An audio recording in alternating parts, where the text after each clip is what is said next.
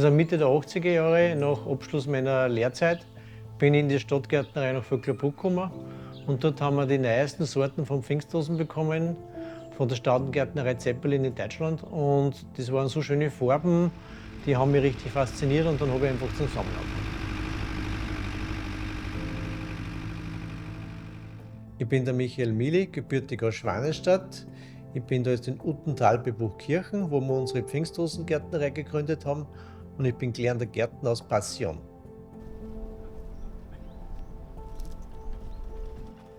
Früher war das ein kleiner Milchviehbetrieb, wo die Schwiegereltern. Das haben wir dann schon langsam umgestellt auf Pfingstdosen. Wir haben auch nebenbei nur Mutterkuhhaltung betrieben. Und am Anfang waren es ca. 4000 Quadratmeter mit Pfingstdosen, weil es eben eine Pfingstdosen-Sammelleidenschaft war von mir. Und jetzt haben wir eine Gesamtfläche mit Pfingstdosen von 2,5 Hektar. Die größte Herausforderung war einmal ein nasser Winter, wo das Wasser auf die Felder stehen ist. Und was eine Pfingstdose nämlich überhaupt nicht mag, wenn es einen nassen Fuß hat. Also eine Pfingstdose kann es eigentlich nie zu trocken werden. Und durch das sind die Wurzeln dann gefault. Das haben wir dann bei der Ernte gesehen. Und das war eigentlich schlecht für unsere Kunden, weil dann haben sie keine gescheite Ware gekriegt. Aus dem Grund haben wir dann das ganze System auf Dämme umgestellt, wo die Pflanzen schön trocken stehen können, und seitdem funktioniert das sehr gut.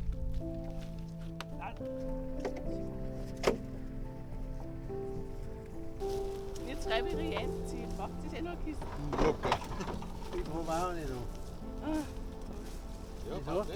Ja, weil ich wollte eigentlich brechen. Passt, ne? Ich glaube, dass man mit einer Kiste Übers Jahr sind wir 3 Personen fix am Betrieb.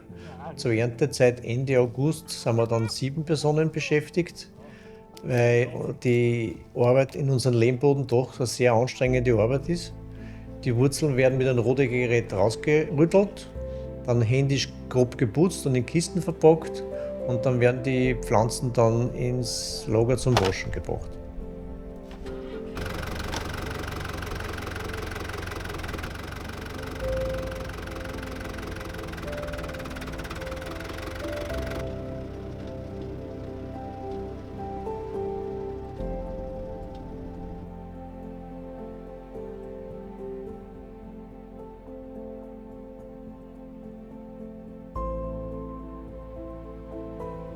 Anschließend werden dann die Wurzeln gewaschen und werden dann in der Arbeitshalle dann geteilt. Und zwar wird es dann in größere Stücke geteilt, die was für den Verkauf sind. Die werden dann gleich etikettiert, und die kleinen Kleidstücke werden dann wieder aufs Feld gesetzt.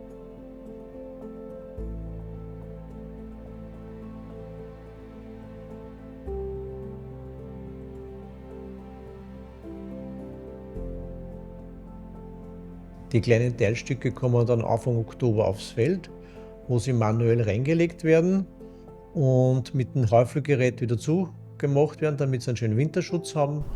Und in 3 Jahren sind es dann wieder verkaufsfertige Pflanzen.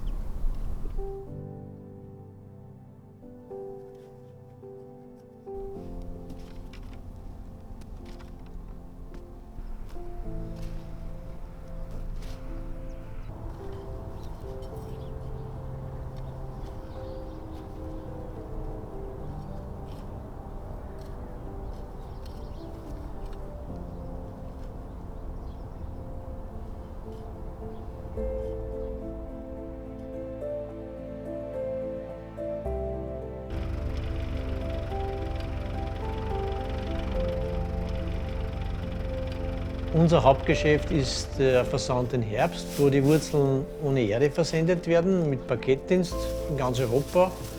Können ruhig eine Woche unterwegs sein, das macht ihnen gar nichts, sind gut verpackt. Der Rest wird dann eingetopft in Töpfe und für den Verkauf im Frühjahr. Der Verkauf ist dann entweder auf Messen, auf Gartenmessen, so Beschlösser oder botanische Gärten. Da haben wir früher bis zu 15 Märkte gehabt im Frühjahr, was wir aber reduziert haben. Und der Rest wird dann zu Hause verkauft bei uns im Betrieb ab Anfang April bis Mitte Juni.